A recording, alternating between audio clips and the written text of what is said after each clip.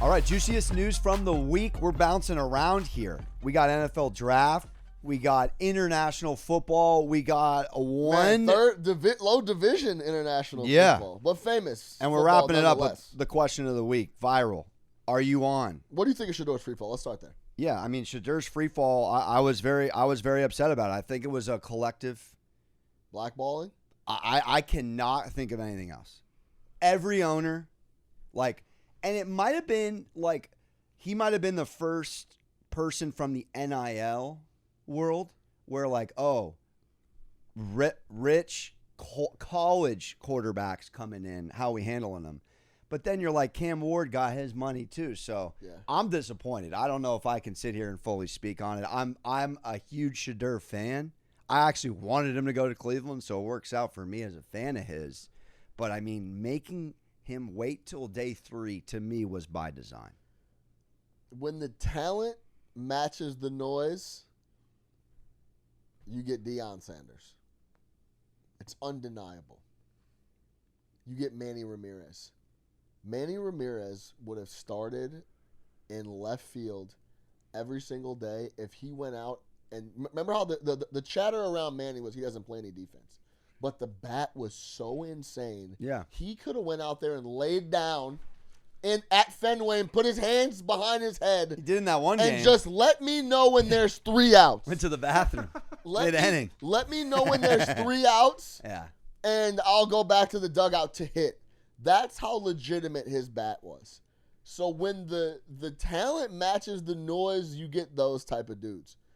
So when there's a 50-50 or a not belief in the game, but your noise matches that of a top 5 pick, you're going to slide way farther down than you think you even should or probably should because people don't want to deal with the additional noise. So you think actually Shedeur is I don't want to say average, but the hype was the hype and the noise, and then we all took the bait, and then on draft day, the Mel Kipers of the world can't believe that this is happening in real time. I think the media had a perception of where they think or thought Shedeur should go, and then the talent evaluators for clubs had a different expectation that didn't have cameras and mics in their face. So, if you have him as a third-round guy, well, I think the number one thing, too, is there's just not a lot of teams that need – well, there is a lot of teams that need quarterbacks, but there's 15, 16 slots that have been accounted for. We don't know if they're good or not, but I'm sorry, I'm blanking on his name. Who's the guy from Michael Penix is going to start for Atlanta. We don't know if he's the guy, but that quarterback room is solidified, right? You could go through 16, 17 teams. That's figured out. So then you have a bucket of teams that maybe, he wasn't as high on their board. I will say, throughout the years, teams have reached for quarterbacks. I mean, constantly.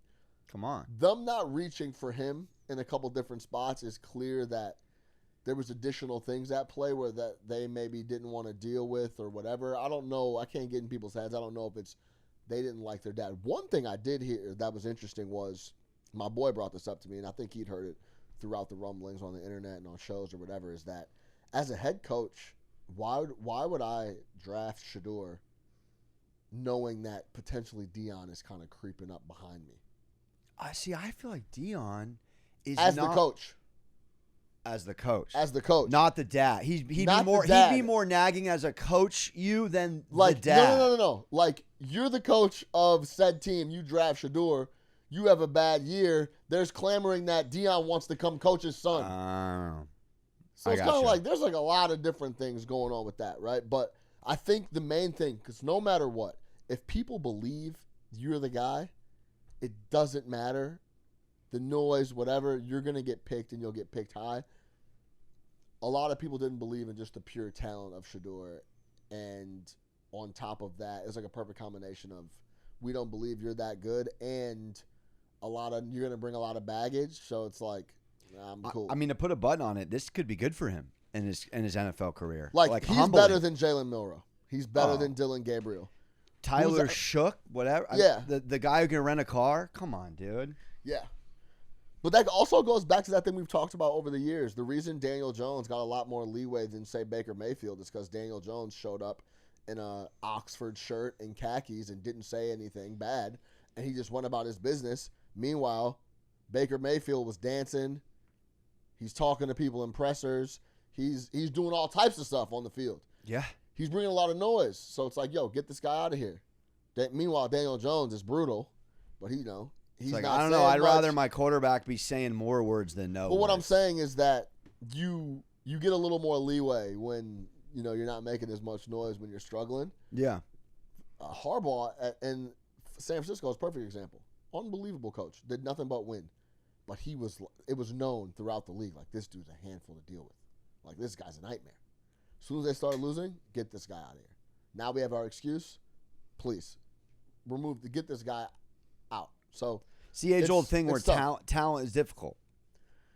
If you're Tom Cruise, Christian Bale, they can get away with it a little bit because they're moving money. And you get superstars like Anthony Edwards that talk, are boisterous, tell people to grab whatever, fans, and then they go out and score 40. That's when you get these superstar level guys, right? You can't be acting like you can't. The reason people hate Dylan Brooks is because he parades and walks around and acts like he's the guy and chirps, and then he's not that good.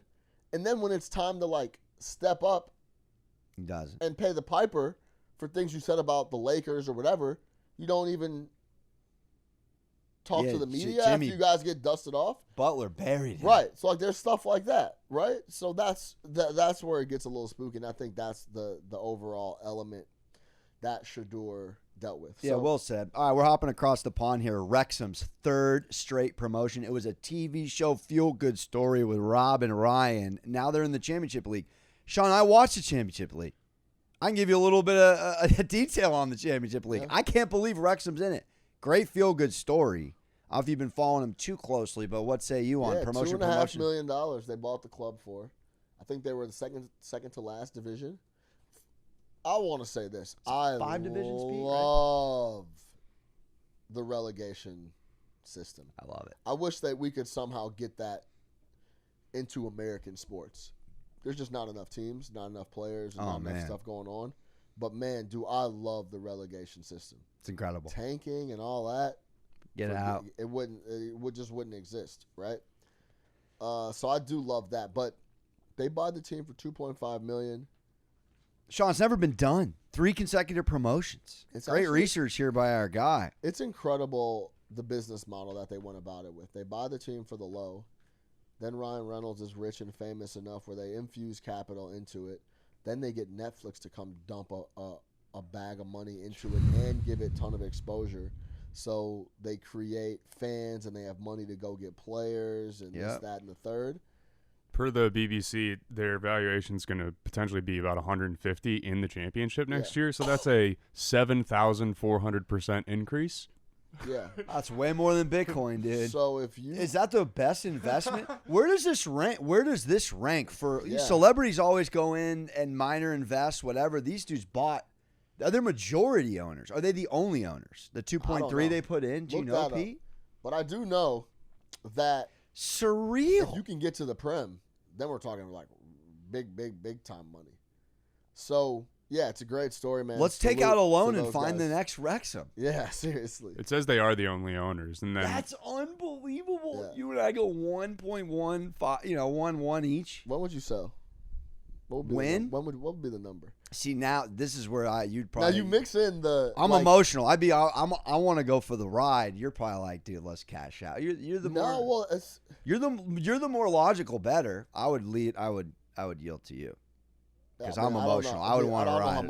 I don't know how much money those guys need or whatever, but very exciting though. We're locked in here. I mean, Wrexham, can they get to the Prem in one more? Make it another promotion. This I actually haven't watched the Netflix show or anything. I actually might watch. The show's awesome.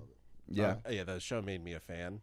which is kind of why we're talking about it. And I even said watching the show, I was like, they can get this team to the Premier League because you can see the passion that they're putting into it from such a low level. Well, Ben didn't have a little bit on the show about the community, like it's up in the commerce and the economy and where the team is. That's there are some episodes just about the fans, and it's awesome. They did a great job.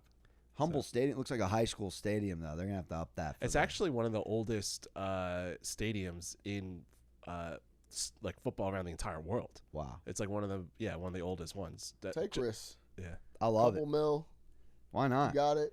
Speaking of taking risks, what went viral? Which I thought was a simple question here. I think it's Cam Ward #1 overall minus 10,000. One gorilla versus 100 men. I don't know if you've seen any takes. Yeah, what's your take? My take is men are we're dumb, dude. We're dumb. If we think we're taking down a gorilla. I showed them someone like simulated it like a video game.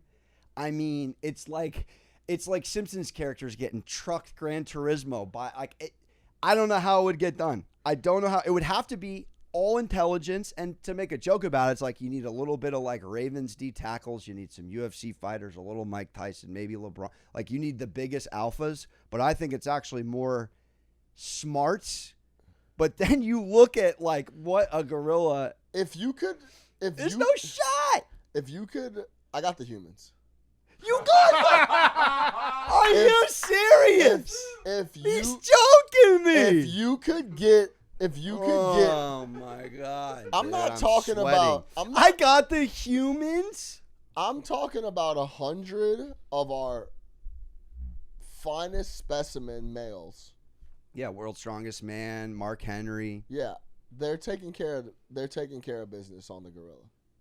I'm actually very confident of it. That is. All right, I have to read some gorilla stats now that Pete got because I didn't think that the stats would be needed. I guess they're needed. Because we talk about guys wearing down and getting tired. The gorilla is going to get tired. Without question. Well, what are the humans going to do? They get mollywopped across. There's 100. How about this? You give 100 of the top humans in top condition, and you go get like Bill Belichick to coach them up and come up with some type of strategy. I got the humans all day. Okay, strategy maybe, but I have to hear the strategy. This isn't Fortnite and you get a piece of wood and you get a sword. You go run out like 100 Aaron Donalds. They're getting that done, bro. Dude, do you know what all right. How much can this? How much? What can a gorilla bench press? I saw something like, I mean, it's like.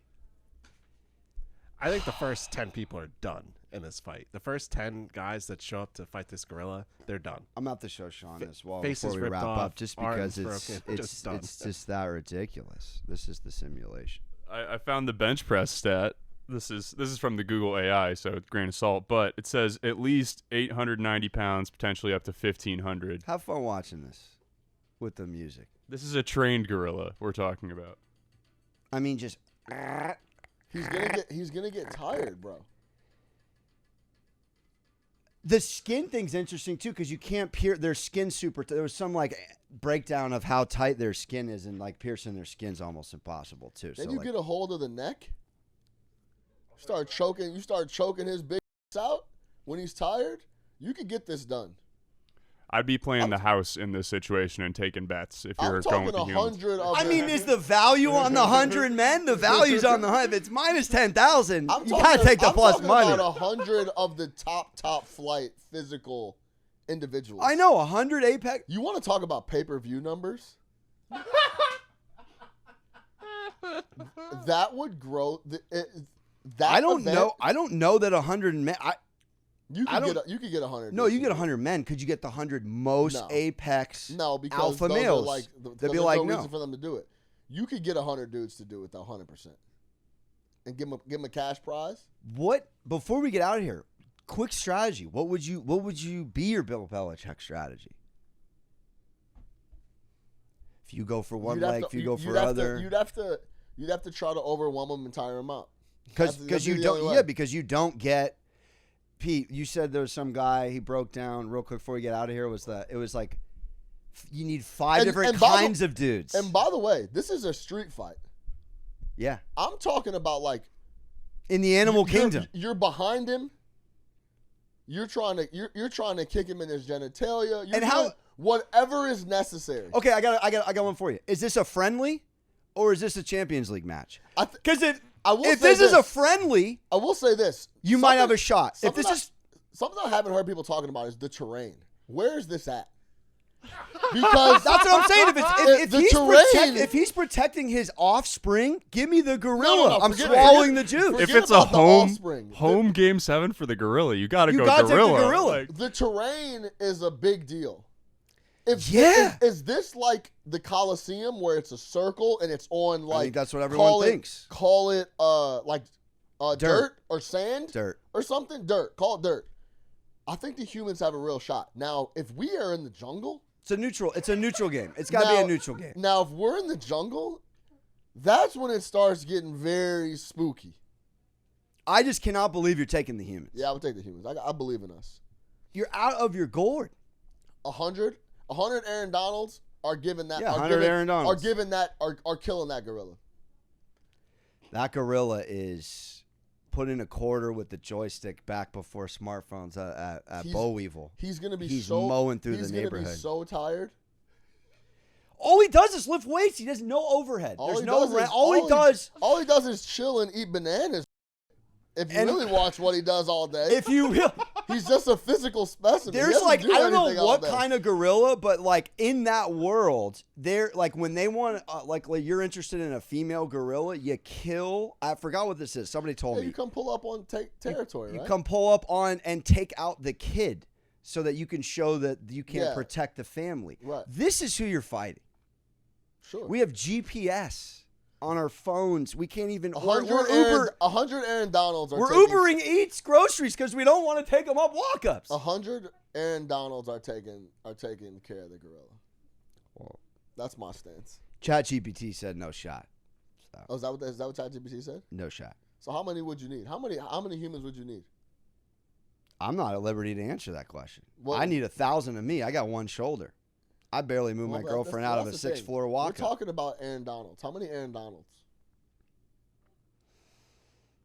I think 300. I got faith in 100 ball. We can get it done. It would be fascinating to watch. I think it's like 18,000. How much can they bench? You would need like 4,000 pounds was the highest I saw. You would need a gladiator like Alexander. You would need one of the humans would need to mentally get you to go into battle and think you could compete. And if you got that portion, if you got the mental capacity, if you had time to train. Oh my gosh. Time to train. You got to think like a gorilla. This is just going to birth. Next thing you know, King Kong's out next summer. There's going to be another movie now because this has just got the people. approach would be very interesting. I need to hear an approach. Yeah, I need. This is the only shot is strategy. You have to strategize. Because 4,000 pounds? I think, the Spartan phalanx from the movie 300, that was all shields and spears. Bench 4,000 pounds. Just barehanded people, I got to go with the gorilla. It's just too tough. Any strategy, you need weapons. You're just a bunch of dudes out on this. there. You're on Vegas' side if you back the gorilla. Vegas wants you to take the humans. You don't think you could? Last point. You don't think you could wear out with strategy? You're big on this wear out thing. No. Have you ever seen like a street fight where it's like 1-on-5, and the dude has to account for all these different spots? Sure. If you strategized enough, I think you could wear the the gorilla out where he would get tired, and then you could approach. This is what I said to Pete. Like the gorilla's got a pressure point. No. Then you could create, you could get in spots where if he's tired enough, you could start to get him around the neck and You're acting like this is Holloway versus and manipulate stuff like that. 100 Aaron Donalds. I'll take the guys, man. Give me the Vegas side. All right, that's juiciest news of the week. I got the final thoughts. Anyone else going with the humans? Yeah, I'm going with the humans. I think if we get to strategize, and I think terrain plays a big role. That's a great point. Terrain plays a huge role. I think you're putting too much stock in the gorilla in his conditioning and stuff. because I just think he could potentially be. It depends on his mentality. When the gorilla realizes it's 1 versus 100, how does he react? Sure, that matters a lot to me. Sure. So now that's next level thinking. That's killed or be killed. You think he's just gonna sit there and just be swatting dudes? Excuse me. Here, I'll get out of the way. He can lift 4,000. He can lift 4,000 pounds. How many Aaron Donalds is that at once? He's just gonna be slamming and killing everybody until he gets through all 100. I don't think that's. Saquon could run for 900 yards behind this man, mowing down 100 defenders at once. That's how good of a blocker he is. Give me the apex predator in the animal kingdom. Give me 100 dudes out of like the mountains of Ukraine and those boys, like the Dagestani boys. Guys feeding bears as pets. Give me those dudes. Give me 100 of those dudes in tip-top shape. No shot, gorilla. That's the juiciest news of the week. Juice Bar, we're out. Juice Bar, MSG Network. If you want the realness, the straight takes, come hang out with us. We go through everything from narratives to actual gameplay to breaking down numbers in the betting market. Alex Monaco, Sean Little, come hang out with us. Wherever you get your podcasts, you can get the Juice Bar.